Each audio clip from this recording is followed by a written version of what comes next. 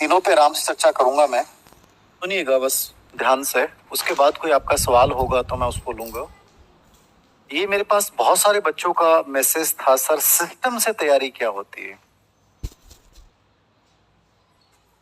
दूसरा बिंदु आज का रहेगा संस्कृत शिक्षा विभाग भर्ती को लेकर, और तीसरा रहेगा सर हमने सीईटी का फॉर्म भर दिया था, अब एग्जाम देनी चाहिए कि नहीं देनी चाहिए,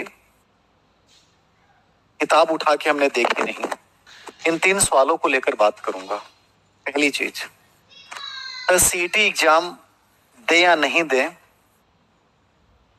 जिन भी बच्चों ने फॉर्म भरा है और सेंटर उनकी पहुंच में है और उनकी थोड़ा सा भी ये है कि मैं 20 से 30% इसमें कर सकता हूं, मुझे लगता है कि उन बच्चों को एग्जाम देनी चाहिए। नंबर 2, आपका कहीं भी लाइफ में कैसा भी उद्देश्य नहीं है कि सीईटी के जरिए होने वाली परीक्षाओं में आपको कभी भाग लेना है, तो फिर इस लाइन का ना तो आपको फॉर्म भरना चाहिए था और ना ही इसके बारे में सोचना चाहिए। हमेशा उसी लेन में चलें जिस लेन से आपको अपने लक्ष्य को पाना है।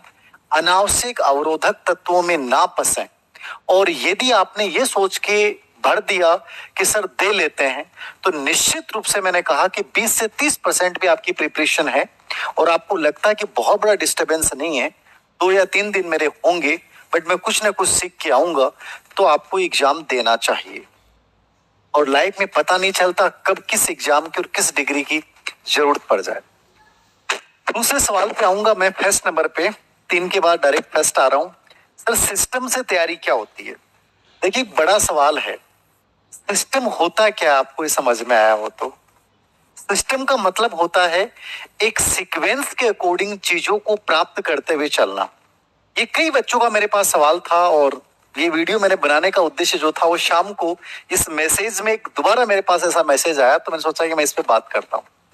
सिस्टम होता क्या वास्तव में, और प्रिपरेशन में किसी एग्जाम को क्रैक करने में सिस्टम का बहुत बड़ा रोल होता है। लेकिन मैं आपको जो ये बात बताने वाला हूं, ये मैंने अभी ऑफलाइन जो बैच जयपुर में स्टार्ट किया, मैंने भी उन बच्चों के साथ भी चर्चा की थी और मैं हर बैच में चर्चा करता हूं। लेकिन अमूमन मैं रिजल्ट की बात करूं तो वास्तव में रिजल्ट 1 या 2% बच्चे इसको फॉलो करते हैं, बाकी नहीं करते हैं। जब तक आप चीजों को पूछते हो कि सर आप हमें ऐसा सिस्टम बता दीजिए कि हम उसको फॉलो करें, आप जो कहोगे मैं उसको फॉलो करूंगा या करूंगी सर, लेकिन मुझे इस बार सिलेक्शन लेना है। सिस्टम से तैयारी का मतलब यही होता है कि सर मुझे सिर्फ एक एग्जाम देना है, ठीक है, और इस एग्जाम में मेरा आउटपुट जो आएगा वो 100% आएगा। लेके आना है मुझे 100% आउटपुट लेके आना है। मतलब मैं सिस्टम से तैयारी करना चाहता हूं, ये थोड़ा सा आपको सोचना पड़ेगा। नंबर 2, मैं एक मूवी देख रहा था और उस मूवी में एक बहुत अच्छा डायलॉग था कि जिंदगी में किसी किरदार में उतरने के लिए आपको उस किरदार की हर चीज को अपनाना पड़ता है। तो एक महेश बाबू की साउथ इंडिया की मूवी है और वो उसके इंटरव्यू में एक बात बोलते हैं कि इस मूवी को करने के लिए मुझे 2 साल उसकी जुड़ी हुई हर चीज को अपने व्यवहार में लाना पड़ा। एक अभिनेता उस किरदार को 2 साल तक लगातार जीता है, तब वो मूवी बहुत अच्छी बनती है और उस मूवी के लिए हम प्रशंसा करते हैं। जीवन में सक्सेस की मूवी भी तुम्हें बनानी है, सिस्टम तुझे क्रिएट करना है, तो अपनी जो पुरानी भूमिका है उसको तो तुम्हें समाप्त करना पड़ेगा कि सर मेरे साथ पहले ऐसा था, मेरे साथ ये कमियां रही हैं। उस पुरानी भूमिका को भूल जाइए और एक नई भूमिका, एक नए किरदार में जीना शुरू कर दीजिए। तो तुम्हें सिस्टम से तैयारी करनी है कि मैं आज 0 से हूं सर और मुझे ये एग्जाम 1 साल के भीतर निकालनी है। विज्ञापन कब आएगा क्या नहीं आएगा उसको छोड़िए, मुझे 1 साल में इस भर्ती परीक्षा की प्रिपरेशन करनी है, उस किरदार को जीना है। तो उस किरदार की जितनी भूमिकाएं हो सकती हैं वो आपको सब निभानी पड़ेंगी। सबसे पहली चीज, सिस्टम से आप तैयारी की बात कर रहे हैं तब कह रहा हूं, एक एग्जाम में दूंगा 100%, इसमें मुझे रिजल्ट लेके आना है। मतलब यहां मुझे गुंजाइश 99% की भी नहीं रखनी है।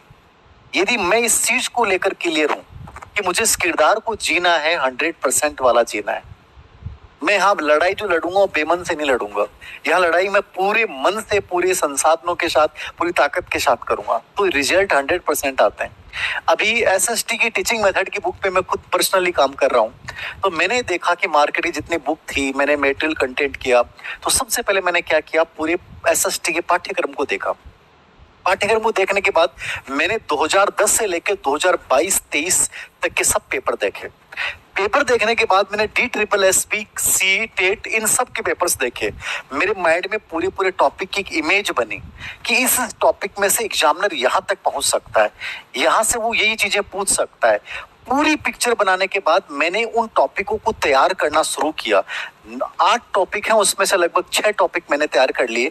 मेरा कहने का मतलब है कि आपके लिए किताब लिखने वाला बंदा जब आपके लिए इतने सिस्टम से मेहनत कर सकता है, आपको तो आपकी जिंदगी बनानी है, तो आप क्यों नहीं कर सकते?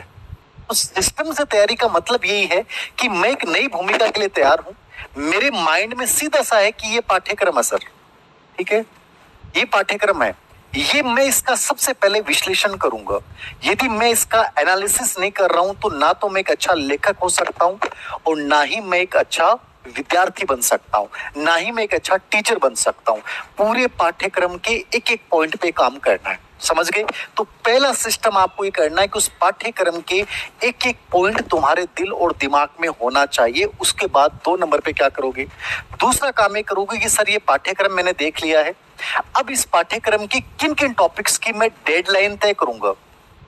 सिस्टम की बात कर रहा हूं। यदि आप फॉलो करना चाहते हैं कि सर सिस्टम क्या होता है और 100% रिजल्ट क्या होता है, मैंने इसकी डेडलाइन तय की कि सर मैं 1 साल के भीतर पहले शुरुआती 4 माह में एक बार इस पूरे पाठ्यक्रम को रिवाइज कर लूंगा और फिर अगले जो 2 माह हैं उसमें मेरा दूसरी बार या तीसरी बार रिवीजन होगा और अगले 2 माह में तीसरी बार और चौथी बार, मतलब लास्ट 1 साल का रिजल्ट ये होगा कि मैं 4 या 5 बार इसका रिवीजन करूंगा।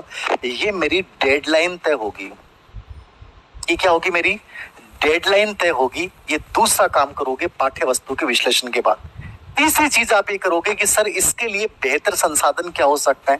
संसाधन बहुत ज्यादा नहीं चाहिए और संसाधनों में बहुत ज्यादा लोगों की राय भी नहीं सुननी चाहिए।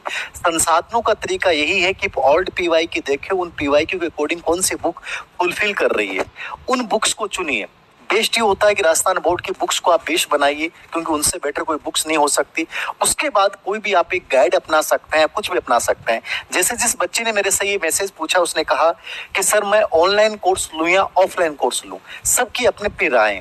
पहली चॉइस हमेशा किताब होनी चाहिए, किताब से बेटर कुछ नहीं हो सकता। फिर दूसरी चॉइस होनी चाहिए, यदि आप समर्थ हैं और आप शहर, दूसरे बड़े शहर में नहीं जा सकते और आपके नजदीक में यदि अच्छे टीचर्स की ऑफलाइन कोचिंग है तो आप ऑफलाइन कोचिंग कीजिए। उससे आपको सजीवता मिलेगी, आपको रियल में फील आएगा। लेकिन आपकी परिस्थिति ऐसी नहीं है और आपको उस टॉपिक को, उस सब्जेक्ट को समझना है, आपके पास इतना दिमाग काम नहीं करता है, आपको पता नहीं कि उस विषय को कैसे तैयार किया जाए, तो चाहे आप ऑनलाइन लें, चाहे ऑफलाइन लें, चाहे बुक से पढ़ें, ये विकल्प आपको खुद को चुनना पड़ेगा। और जो विकल्प आप चुन लो ना, उस विकल्प को आप सर्वश्रेष्ठ बनाना। जिस विकल्प के साथ तुम जाओ, चाहे तुम ऑनलाइन जाओ, चाहे तुम ऑफलाइन जाओ, चाहे तुम बुक्स के साथ जाओ, जिसको चुन लिया ना, फिर उसको सर्वश्रेष्ठ बनाने के लिए अपने आप को झोंक देना। ये तीसरी स्ट्रेटजी है सिस्टम से तैयारी कैसे करें के लिए। क्या करना है? उस विकल्प को तुम्हें क्या बनाना है, फिर सर्वश्रेष्ठ बनाना है। अब इसको लेकर तुम्हें ये नहीं देखना कि सर कोई तो कहता है क्या, कोई कहता है क्या। जैसे इस बच्ची का एक सवाल था, ये दूसरी बच्ची का सवाल कि सर मुझे कुछ लोग कहते हैं कि रूम पे जाके पढ़ने से तैयारी होती है, घर पे पढ़ाई नहीं होती। तुम्हें सुकून कहाँ मिलता है, तुम्हें एक अच्छा वातावरण कहाँ मिलता है और तुम्हारे अंदर से पॉजिटिविटी कहाँ आती है, उस जगह को चुनिए।